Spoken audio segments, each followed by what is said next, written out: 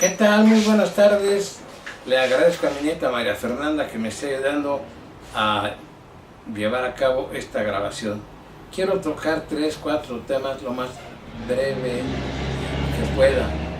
Uno de ellos es toda la ola de protestas de indignación que ha levantado en el país el asesinato del periodista Javier Valdez en Sinaloa. Ayer escuché en la televisión y vi imágenes de familiares de Javier Valdez, cuadros llenos de dramatismo, de una desesperación, de un sufrimiento terrible. Creo que era la madre de Javier Valdez la que con energía exigía al gobierno mayor seguridad. Yo, la verdad, estoy profundamente indignado. No nada más se trata de mandar condolencias, se trata de reforzar nuestras críticas al gobierno, porque eso sí, desde Peña Nieto, secretario de Gobernación, gobernadores son muy buenos para enviar condolencias, para convocar a reuniones de gobernadores, para crear fiscalías y anunciar el destinar mayores recursos para reforzar la seguridad. Eso y nada es lo mismo, porque son mecanismos de engaño y de entretenimiento. Mientras no se tomen acciones reales y verdaderas, los asesinatos van a seguir. Lamentablemente, mucha gente no tiene el menor sentido de solidaridad. En otro país donde suceda lo que ha acontecido en México, sobre todo en este sexenio, el asesinato de tanto periodista, el pueblo estaría en las calles, volcado, exigiendo la renuncia, la salida del presidente de la República. No porque él sea el autor intelectual, o quién sabe, de algunos asesinatos, pero por lo menos la tolerancia, el disimulo, ahí está. Yo me hago una pregunta y que le invito a usted a que la reflexione, porque esto para mí tiene un gran valor.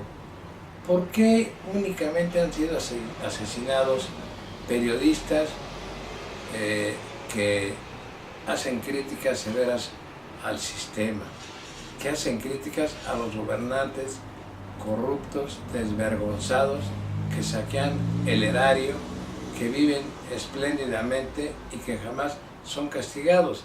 Pero también hacen críticas y logran acreditar la concatenación que hay entre gobernantes, autoridades policíacas y la delincuencia organizada. ¿Por qué nada más a ellos los han asesinado? ¿Por qué otros periodistas que son afines al gobierno, lambiscones, lamebotas, esos no son tocados? No sé por qué esos no incomodan a nadie, pero el periodista valiente, como el caso reciente de Javier Valdez y de otros, porque es reciente, que fue un periodista crítico, con un gran sentido de conciencia social, de ética periodística, que sabe que el periodismo es para llevar la voz del pueblo, sus necesidades y transformarlas en palabra escrita o en palabra hablada, con valor, con dignidad, para buscar un país con justicia. A esos son a los que asesinan, a esos son a los que han asesinado, los han secuestrado, los han privado de la vida, y ya no sabe uno si fue algún gobernador, algún funcionario, algún presidente municipal o desde los altos niveles federales donde se ordena la ejecución de estos periodistas.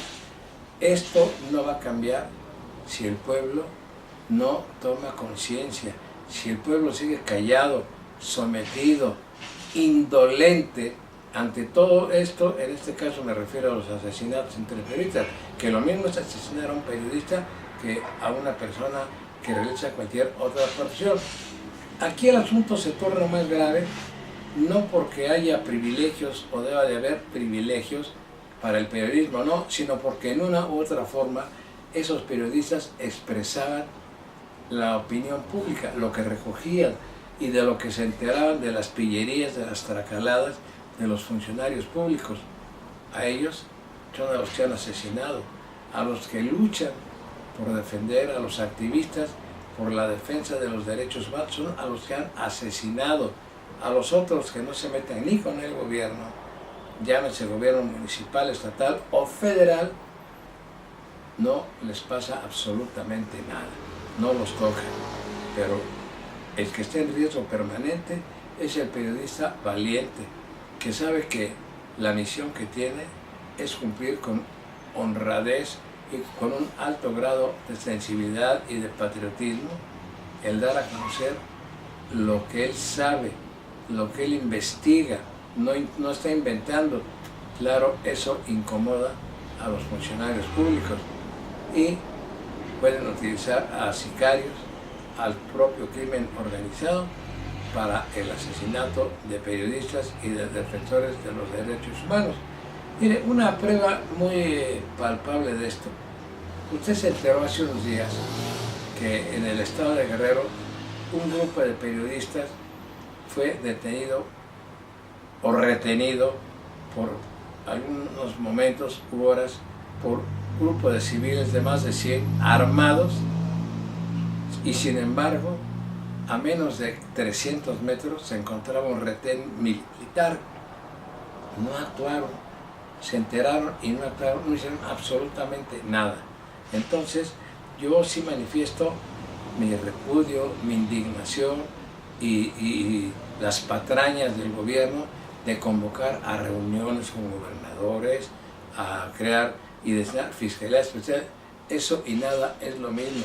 Son palabras huecas, palabras vanas. Lo que se trata son de acciones.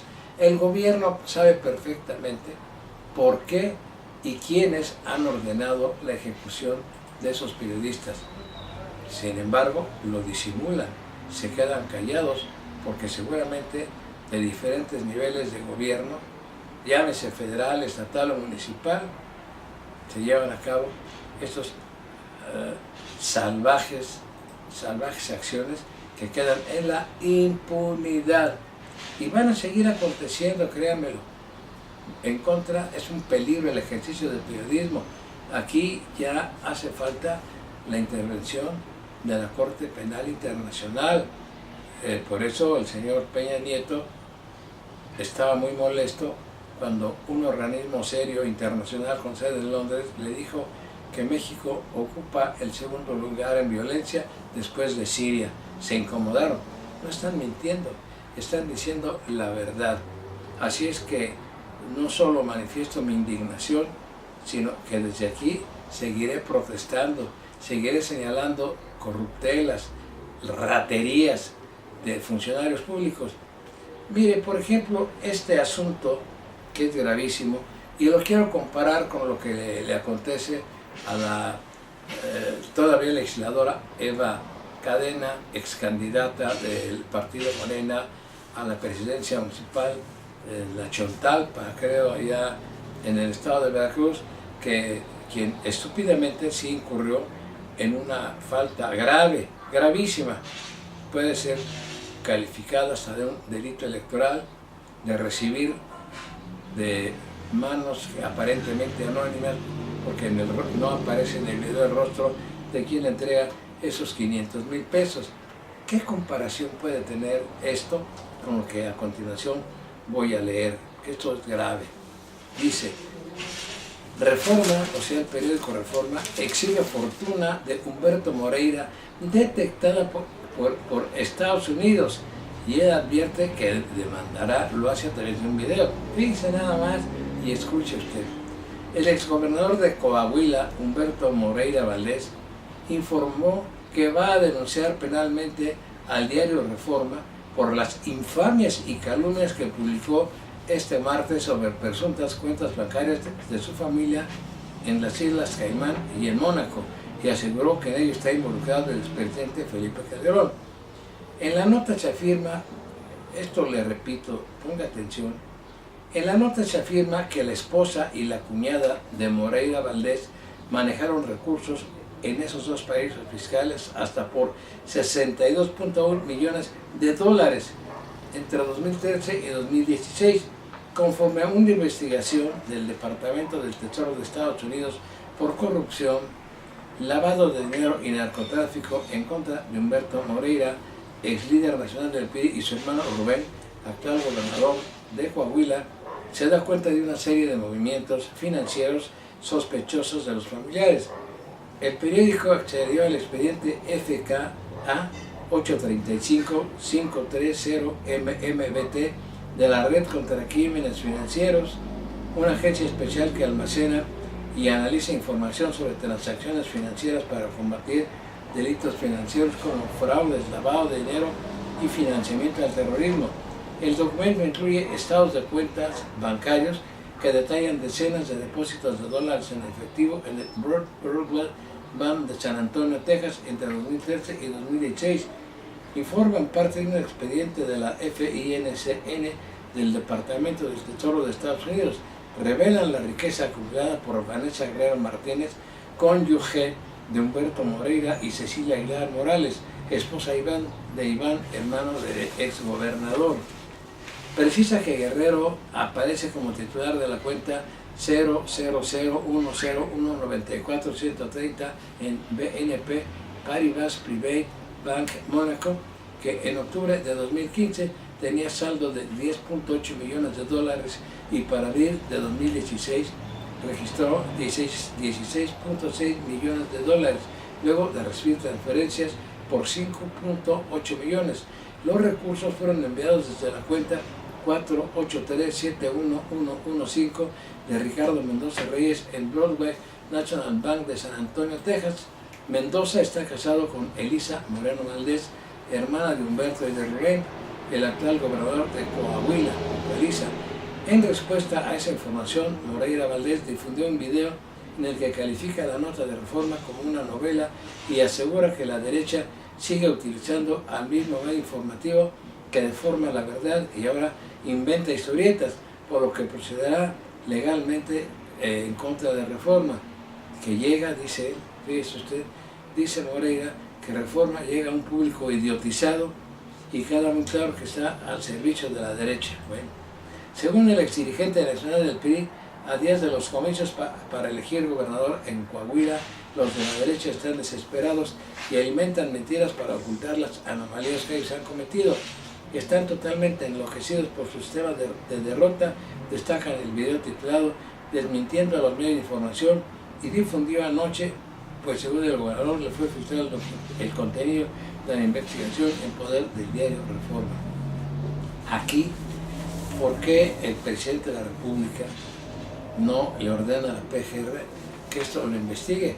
Porque los datos que está dando Reforma, basados en investigaciones llevadas a cabo por el gobierno de Estados Unidos, pues están dando datos muy precisos de montos, de cantidades, de números de cuentas bancarias en millones de dólares.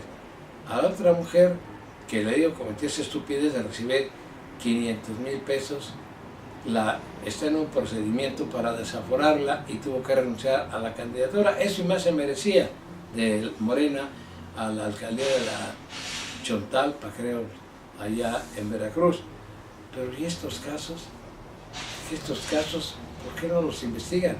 ¿Por qué no investigan las denuncias de Odebrecht, que están señalando desde hace tiempo que al exdirector de Pemex, a este joven cuyo apellido ahorita se escapa a mi memoria, Austin, ¿cómo se de su primer apellido? Que es hijo de uno que también fue alto funcionario en el gobierno de Salinas, que le dieron 5,5 millones de dólares siendo director de Pemex por otorgar contratos de obra a Odebrecht, una empresa de Brasil. Ya lo he explicado, el presidente de esa empresa, ahora expresidente, está preso en una cárcel de Brasil. Han caído gobernadores de otros países y aquí no se toca a este señor Lozoya, hacia el señor Lozoya Austin para una investigación.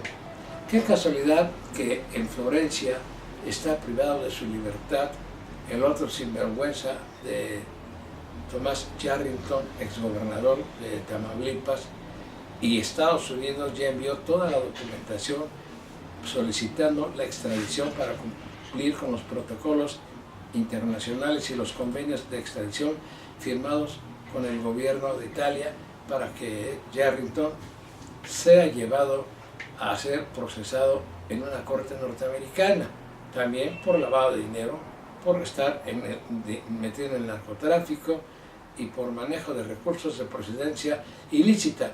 México, hasta el momento, no ha dicho esta boca es mía. ¿Por qué? Porque están embarrados funcionarios desde Peña Nieto. Tomás Yarrington es muy amigo de él, al igual que Humberto Moreira.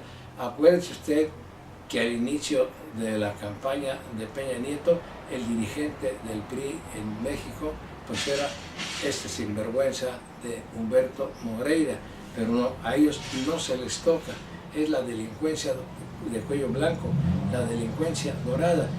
Por eso, ¿quién le va a creer a Peña Nieto que va a hacer justicia en el caso de los periodistas asesinados y de tanto crimen que ha habido en este país? Como alguien dijo una vez, ¿usted le cree a Madrazo? Pues no. ¿Usted le cree a Peña Nieto? Pues claro que no. Y yo también censuro a los partidos de oposición que, en lugar de ser oposición, son aliados de Peña Nieto y también se vuelven encubridores de estos actos de saqueo brutal al erario. ¿Por qué? Porque ellos también lo hacen. No sé en qué medida, pero ellos también lo hacen, pero se tienen que quedar callados. Bueno, otro tema que vale la pena que usted lo conozca, porque lo que se maneja a veces es muy somero. Este asunto de los huachicoleros, que por cierto la palabra de huachicoleros proviene desde tiempos prehispánicos, proviene de una palabra que se llama huachicol, que es una bebida embriagante adulterada. Entonces también tiene otro significado que se llama hacer surcos. En ese asunto de los huachicoleros no puede usted ser ni yo tan estúpidos de creer que un puñado de delincuentes ordeña ductos nada más en determinada zona. No, esto acontece en todo el país donde hay refinerías o por donde van los ductos. Muy sencillo. Usted se ha preguntado quién o quiénes les avisan a los delincuentes cuando se va a bombear el combustible o el combustible, no sé qué nombre técnico recibe, o la gasolina. ¿Quién les avisa? Pues empleados de Petróleos Mexicanos que operan las refinerías. ¿Y quiénes son esos? Pues gentes que pertenecen al sindicato que controla Romero de Champs.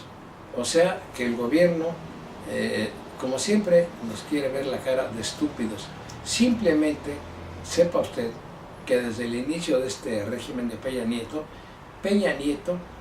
crea un área de seguridad supuestamente para proteger los ductos y designa a un militar que era jefe de sus escoltas, que ahora tiene grado de general, sin cumplir con los requisitos que establece el reglamento de la Sedena de tiempo, de antigüedad, para lograr esa jerarquía de general. Lo designa como jefe y no como jefe, le crea una dirección de seguridad.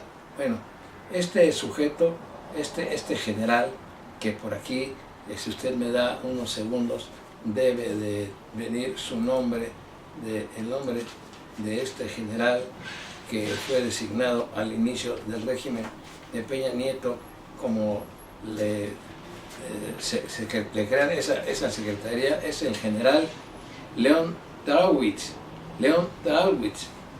Él tiene a su disposición más de 2.500 elementos del ejército para custodiar, para cuidar el tendido de ductos que salen de las refinerías de nuestro país, las más importantes evidentemente que están en Salamanca y que están, no sé, están en Salina Cruz, Oaxaca. Pero también hay acusaciones de trabajadores petroleros que están en contra del sindicato oficialista, que señalan que por las noches salen pipas enteras cargadas de gasolina para ser vendida esa gasolina. ¿A dónde va a parar esa gasolina? Pues muy sencillo, va a parar a gasolineras que la compran. Y muchos propietarios de estas gasolineras, ¿quiénes son? Políticos. Nada más le pongo dos ejemplos. El actual secretario de Energía, el señor Pedro Joaquín Codwell, su familia y él tienen infinidad de concesiones de estaciones gasolineras. Otro caso, la familia de Juan Camilo Mourinho, quien murió en un incidente muy sospechoso en un avión que hizo explosión, en el que él viajaba en un avión particular, privado, no del Estado Mayor Presidencial, cuando tenía un cargo importantísimo. También tiene infinidad de concesiones de gasolineras en Campeche, donde se vecindaron, porque la familia de Juan Camilo Mourinho pues es española. Él nació en Madrid, no sé si se naturalizó mexicano. El número de estaciones de gasolinera, políticos michoacanos, políticos de todos lados, fundamentalmente del PRI, son propietarios de gasolineras.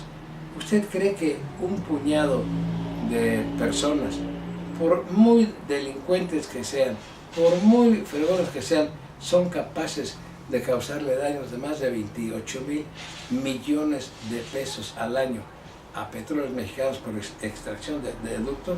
No, ahí están embarrados funcionarios públicos de alto nivel de Petróleos Mexicanos. Está embarrado el propio sindicato y las empresas que compran. Simplemente acaba de publicar La Jornada del día 15 de mayo una nota que nadie ha desmentido. La nota, si no la leo toda, lo más fundamental dice: las denuncias contra Romero Deschamps no prosperan. Romero Deschamps, usted sabe que es un pillazazazo que se ha eternizado en el cargo de dirigente sindical de los trabajadores petroleros, el gremio alineado al oficialismo, una podredumbre. El dirigente, dice: el dirigente del Sindicato de Trabajadores Petroleros de la República Mexicana, Carlos Romero Deschamps, y miembros de su comité ejecutivo están involucrados en la red de robo de gasolineras en todo el país, aseguran el Frente Nacional Petrolero y la Gran Alianza Nacional Petrolera en denuncias presentadas ante la Procuraduría General de la República. En las denuncias también se establece que en estos actos también están implicados los caciques de las secciones primera, la 1, la 11, la 15, la 24, la 34, la 35, la 36, 40 y 44 del Sindicato de Trabajadores Petroleros de la República Mexicana y muchos otros representantes de este sindicato. En el expediente 201-716-FU-GJFA se da seguimiento a las denuncias, según indicaron esas organizaciones, que dicen haber presentado pruebas de que Romero Deschamps e integrantes de su comité, como Ricardo Aldana y líderes seccionales, controlan los gasoductos y oleoductos del país en los que se lleva a cabo el mayor desfalco por robo de gasolina, diésel y otros derivados, por lo que obtienen ganancias millonarias. Sin embargo, pues esto no ha prosperado. O sea, que no seamos estúpidos ni nos dejemos engañar por el gobierno, que solo un puñado de guachicoleros que tienen su asiento en Desazola de Puebla, donde se realizaron hechos violentos, donde murieron elementos del ejército mexicano, que por cierto ya se les acreditó mediante grabaciones, porque ellos dijeron que fueron agredidos, que cuando llegaron fueron recibidos por disparos de arma de fuego y que los guachicoleros estaban preparados y que utilizaron como escudo a niños y a damas. Esto es una falsedad. Ni siquiera sabían en ese momento los habitantes de ahí, o los guachicoleros, que se iba a llevar a cabo un operativo sorpresa del ejército mexicano. Murieron 4 soldados, eso también es de lamentarse. Hay una escena en donde un sujeto ya rendido, presuntamente lesionado, yo no sé si era presunto delincuente o no, que primero viajaban en una camioneta gris y sin ningún miramiento, elementos del ejército los rafaguean, los obligan a bajar a uno de ellos, lo llevan a un lugar determinado y pareciera que se iban a retirar de ese lugar los militares, pero no, uno se regresa y con un rifle le apunta y le destroza la cabeza. En los videos que difundió la autoridad no se ve totalmente el cuerpo de la persona a la que asesina el soldado, se ve únicamente la mitad de su cuerpo. Hay otra escena en donde sí se ve muy claramente cuando ya tenían sometido a otro presunto delincuente, y digo presunto porque no tienen sentencia para calificarlos como delincuentes, por digo presunto, cuando saca un arma de fuego y le dispara por la espalda a un soldado y lo mata.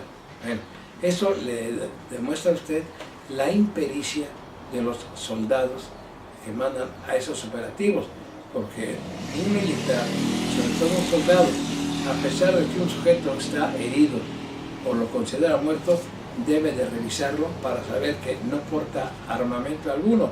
Pero no, aquí eso lo descuidaron, lo dieron, no sé si por muerto, por lesión, ahí lo dejaron, empieza a caminar o a correr el soldado y este sujeto tirado boca abajo saca una arma de fuego, una pistola, y mata por la espalda a este militar. Este tema de los huachicoleros es un asunto muy delicado que se da desde hace años, en donde ahí están los señalamientos. No se puede dar este saqueo, este robo de petróleo, esta extracción, si no están involucradas autoridades superiores. ¿Quién o quiénes les avisan a los que extraen petróleo? Que por cierto, otro lugar preponderante que ocupa zonas donde extraen petróleo es Guanajuato. Pues ahí está la refinería de Salamanca, creo que es la más importante. También allá hay un saqueo, una extracción brutal del petróleo, en donde están metidas bandas involucradas con autoridades militares, autoridades policíacas y funcionarios federales y estatales, y desde luego pues gente del sindicato de Romero de Champ. Ya lo están señalando este grupo, y aquí ni una sola investigación. Me da mucho gusto saludarlos y le agradezco a mi nieta Fernanda toda su ayuda. Muchas gracias.